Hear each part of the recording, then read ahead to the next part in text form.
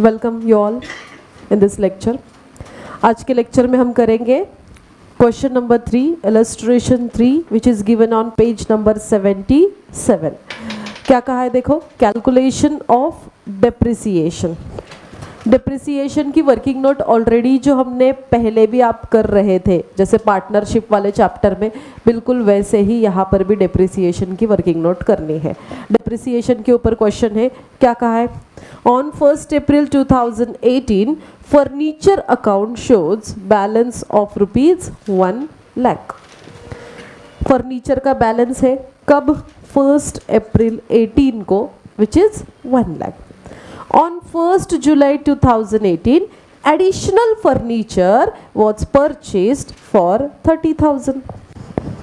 मतलब फर्नीचर के दो बैलेंसेस हमारे पास है।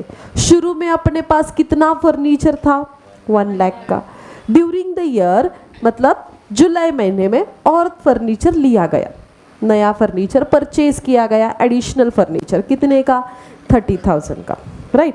आगे क्या कहा है, furniture is depreciated 12% per annum and show the presentation in final accounts. ठीक है, अभी हमें यहाँ पर बेसिकली फर्नीचर की working note, depreciation on furniture वाली वर्किंग नोट करनी है, राइट। अभी कैसे होगी इसकी वर्किंग नोट, कैसे कैलकुलेट करोगे, देखो, डेप्रिसिएशन ऑन फर्नीचर कितने परसेंट कहा है, 12%। So here we have two amounts of furniture, है ना। फर्नीचर के दो अमाउंट है हमारे पास, एक है 1 लाख जो कि कब से है, फ्रॉम 1 अप्रैल से है, मतलब इसके लिए पूरे 12 महीने कंप्लीट हो रहे हैं, क्योंकि हम डेप्रिसिएशन कब निकालते हैं, ईयर एंड में, विच इज ऑन 31 मार्च। हमारा ईयर 31 मार्च को एंड होगा, तो अप्रैल से लेकर 31 मार्च तक पूरे कितने, 12 महीने के लिए इसके ऊपर डेप्रिसिएशन निकलेगा। नया फर्नीचर, एडिशनल फर्नीचर कितने का है, 30,000 का। वो हमने कब लिया, विच वॉज परचेस्ड ऑन, जिसको हमने परचेस्ड किया कब, 1 जुलाई 2018। अभी जुलाई का 1 तारीख है, मतलब जुलाई मंथ को कंसिडर करना पड़ेगा। तो जुलाई, अगस्त, सितंबर, अक्टूबर, नवंबर, दिसंबर, जनवरी, फरवरी और मार्च, कितने महीने हो रहे हैं, 9 महीने। सो इसके ऊपर जो डेप्रिसिएशन निकलेगा वो कितने मंथ्स के लिए होगा, 9 मंथ्स के लिए होगा, right.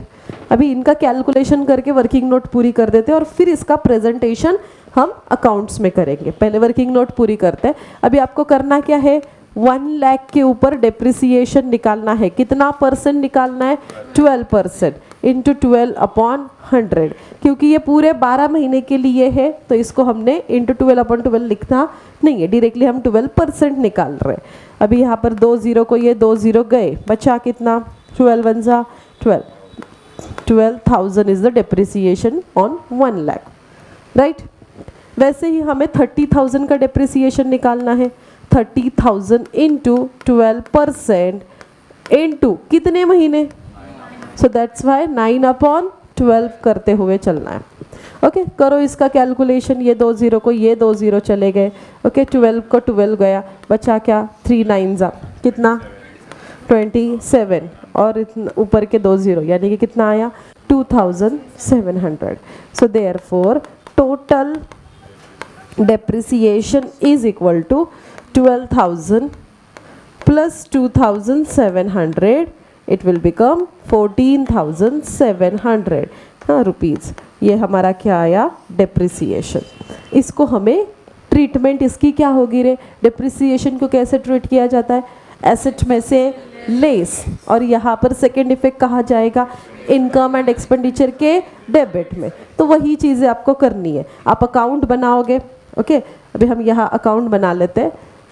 See this is for example, let's consider कि ये हमारा इनकम एंड एक्सपेंडिचर अकाउंट है,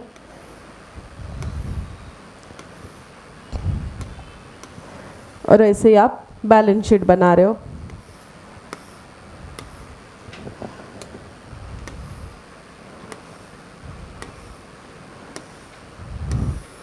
ये आपका इनकम एंड एक्सपेंडिचर अकाउंट और बैलेंस शीट, ठीक है। Income and expenditure account, this one debit side और ये हमारी क्रेडिट साइड। डेबिट में क्या लिखते हैं? एक्सपेंडिचर, क्रेडिट में क्या लिखेंगे? Income. Okay, balance sheet as on 31 March 2019। Okay, यहाँ अपने लाइबिलिटीज आ जाएंगे और यहाँ असेट्स। ठीक है, अभी इसकी ट्रीटमेंट आपको करनी है, इसको हमें शो करना है, प्रेजेंटेशन इन फाइनल अकाउंट्स दिखाना है। ठीक है, फर्नीचर, फर्नीचर की अमाउंट, फर्नीचर इज असेट, कहाँ लिखा जाएगा? असेट साइड में, असेट में आ जाओगे, वहाँ लिखोगे फर्नीचर। ओके, फर्नीचर की अमाउंट कितनी है? शुरू वाली ओपनिंग बैलेंस इज 1 लाख, तो इनर कॉलम में आप लिखोगे 1 लाख। ओके, यहाँ आप लिखोगे 1 लाख। अभी उसके बाद हमने नया फर्नीचर क्या किया? परचेस्ड किया, तो ये परचेस्ड वाला फर्नीचर उसमें जाकर क्या होगा? ऐड होगा, ऐड परचेस्ड या परचेसेस। कितना परचेस किया? 30,000, so 30,000 will be added. 1 lakh plus 30,000, inner में ही लिखोगे कितना? 1,30,000 लिख दिया।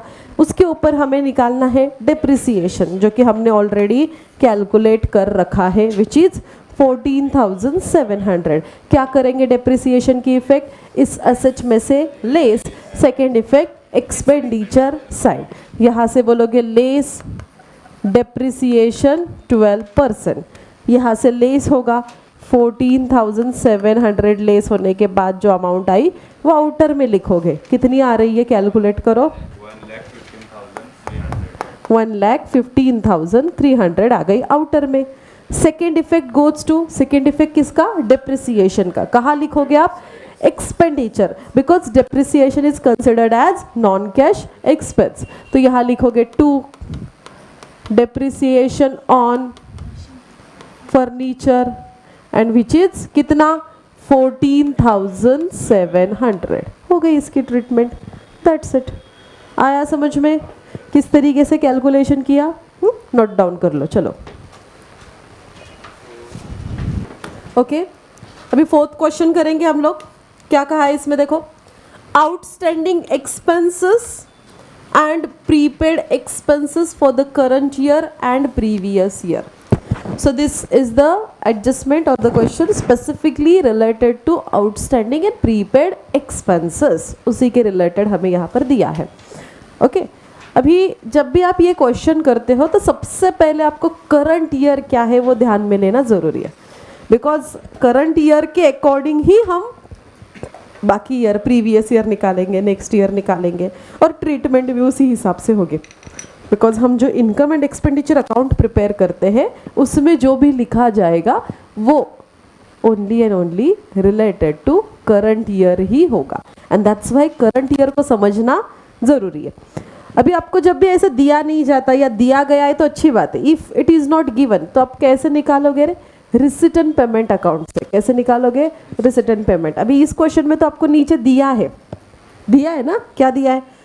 Prepare the final accounts for the year ended 2019-20, sorry 2018-19, क्या दिया है? 2018-19, मतलब यहाँ पर हमें साफ साफ दिया हुआ है कि करंट ईयर क्या है? 18-19। अगर नहीं भी दिया होता तो यहाँ देखना है रिसिट एंड पेमेंट में। ओके, रिसिट एंड पेमेंट का ईयर कहाँ एंड हो रहा है? 19 को, मतलब शुरू कहाँ होगा? 18 को। चलो ये चीज़ें मिल गई हमें। करंट ईयर क्या है हमारे लिए? 2018-19 इज द करंट ईयर। इससे हम प्रीवियस ईयर, नेक्स्ट ईयर निकाल सकते हैं। So what will be the previous year? 2017-18 previous year, और नेक्स्ट ईयर क्या होगा? 19-20 इज द नेक्स्ट ईयर। अभी हमें किसको लेते हुए चलना है? करंट ईयर को लेते हुए चलना है, ये बात ध्यान में लो। सबसे पहले काम तो यही करेंगे, कोई भी क्वेश्चन सॉल्व करने से पहले ये समझ कर लेना ज़रूरी है कि करंट ईयर क्या है। ये कर लिया, अभी क्वेश्चन समझेंगे। ओके, देखो, outstanding expense and prepaid expense, this is the balance sheet as on 31 March 2018 को एंड हो रहा है। शुरू कहाँ से हुआ? 17 को हुआ, मतलब ये कौन सा ईयर है? 17-18 इज द प्रीवियस ईयर। क्या आपको अभी समझ में आ रहा है? तो ये कौन सी बैलेंस शीट है? This is the balance sheet of previous year. Getting? और वहां हमें सैलरीज दे रखी है, प्रीपेड सैलरीज फॉर 18-19। क्या हमारे लिए 18-19 ईयर इंपॉर्टेंट है? हाँ, क्योंकि वो करंट ईयर है। क्योंकि वो क्या है? करंट ईयर है। तो हमें क्या कहा है? लास्ट ईयर में प्रीपेड किया, मतलब लास्ट ईयर में नेक्स्ट ईयर का पहले ही पे कर दिया, और वो नेक्स्ट ईयर कौन सा है? अभी का, यानी कि करंट ईयर। तो मतलब इस साल की सैलरी पहले ही पे कर दी थी। समझ में आ रहा है? Prepaid. But this 2000 is related to current year, yes और नो? क्या ये करंट ईयर के है? हाँ, ये पैसा करंट ईयर का ही है, जो कि लास्ट ईयर पहले ही पे कर दिया था, राइट? बट ये है कौन से ईयर का? करंट ईयर का। तो क्या करंट ईयर के हिसाब में इसको लेना चाहिए कि नहीं? है ना? सो दिस देखो, prepaid for the current year, outstanding वाले जो एडजस्टमेंट्स है, मतलब प्रीपेड या आउटस्टैंडिंग के expenses, salaries are expenses. Salary क्या है? अपना एक्सपेंस है ना। सैलरी अपना क्या है? एक्सपेंसेस। और एक्सपेंसेस इफ आउटस्टैंडिंग होता है फॉर द करंट ईयर, कौन सा ईयर? तो पहला इफेक्ट क्या करते हैं हम लोग? सेकेंड इफेक्ट कहा जाता है, सबको पता है। अगर यही प्रीवियस ईयर के लिए रहा आउटस्टैंडिंग, तो बोलो क्या होगा? उसका उल्टा लेस होगा। लेस होगा।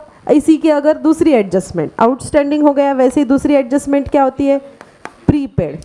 हाँ, इफ करंट ईयर का प्रीपेड है, करंट ईयर में प्रीपेड किया है, तो हम क्या करेंगे? लेस।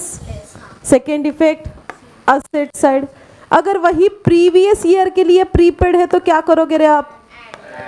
पहला इफेक्ट ऐड करोगे, दूसरा इफेक्ट नहीं हो रहा है। समझ रहे हो? तो ये वाली ट्रीटमेंट है ना, prepaid for the previous year. Prepaid किया, कब किया? प्रीवियस ईयर में किया। तो इसका इफेक्ट क्या होना चाहिए? अगर करंट ईयर का प्रीपेड है तो हम लेस करते हैं, वही अगर प्रीवियस ईयर का प्रीपेड है तो हम क्या करेंगे? यानी कि ये 2000 क्या होने चाहिए? समझ रहे हो क्यों? So this will be added in salary. ठीक है, ऐड होगा किस में? करंट ईयर के सैलरी में हमें ऐड करना है। गेटिंग? समझ में आ रहा है? आगे हमें क्या दिया है? Receipt and payment account for the year ended 31 March 2019, मतलब करंट ईयर।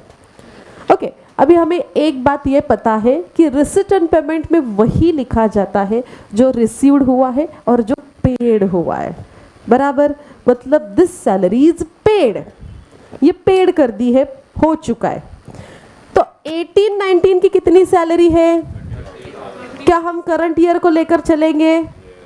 तो करंट ईयर की सैलरीज हमें लिखनी है कहाँ?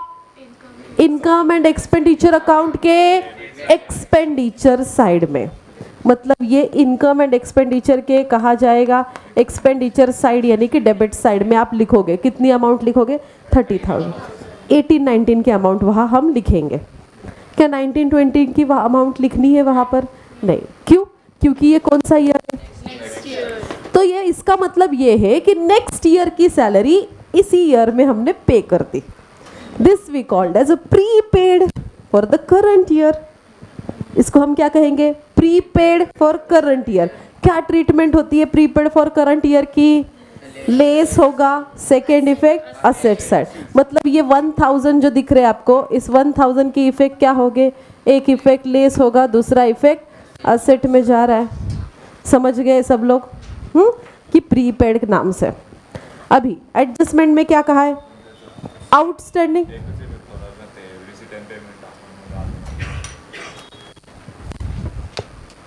गया है ना, प्रीपेड असेट में लिखेंगे ना।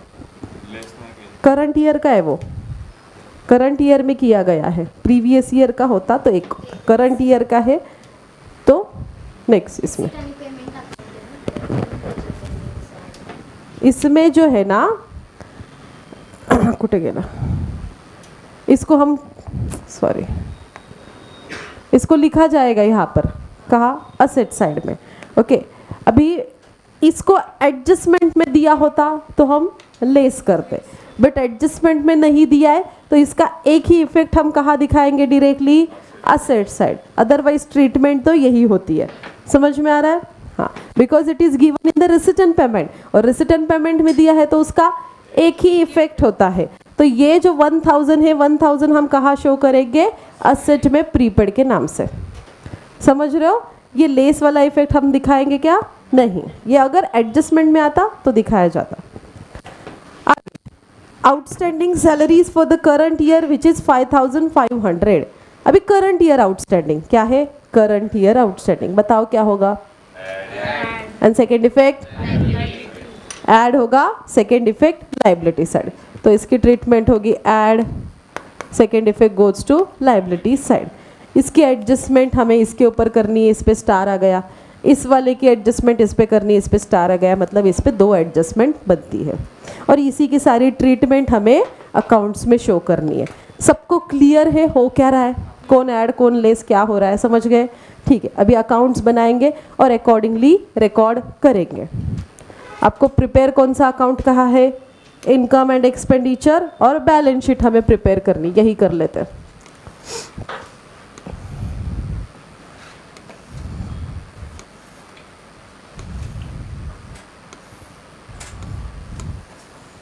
Income and expenditure account and balance sheet.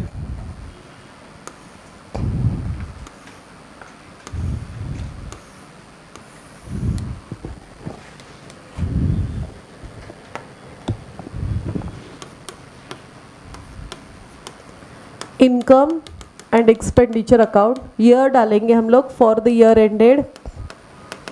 कब ईयर एंड हो रहा है? 31 मार्च 2019 हमारा करंट ईयर।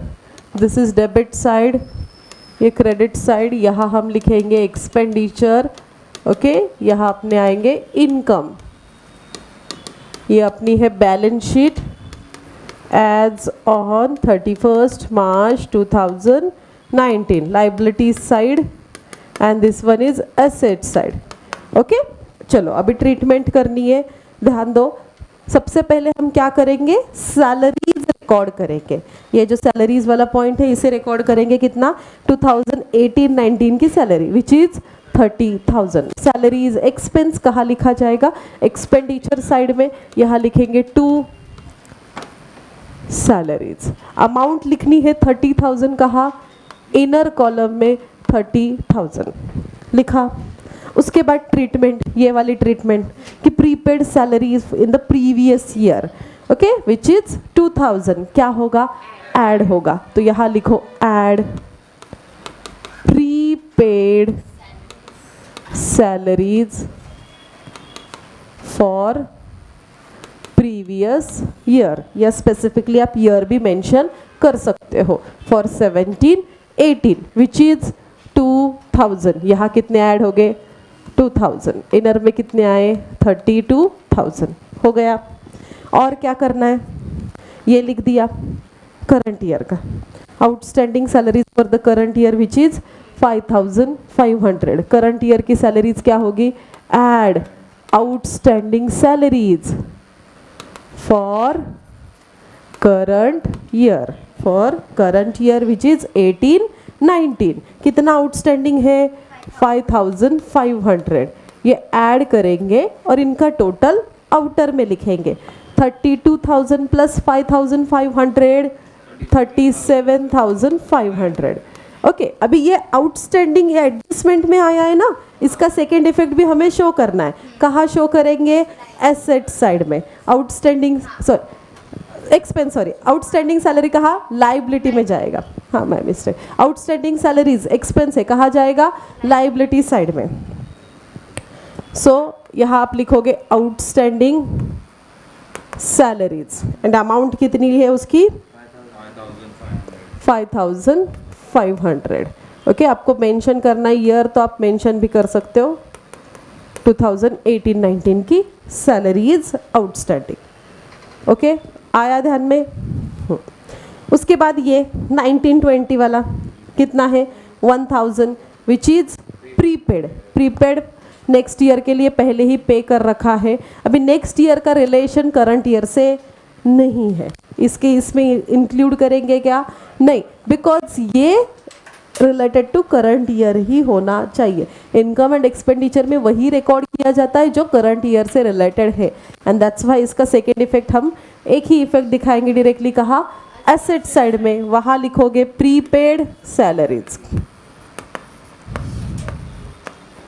प्रीपेड सैलरीज कौन से ईयर के लिए पे किया है? 1920 के लिए। कितना प्रीपेड है? 1000। ओके, क्लियर है? हो गया? और कुछ है? सो ये इस तरीके से ट्रीटमेंट होगी प्रीपेड और आउटस्टैंडिंग एक्सपेंसेस की सैलरी के। I hope you understood. आया है समझ में? Okay, good. नोट कर लो।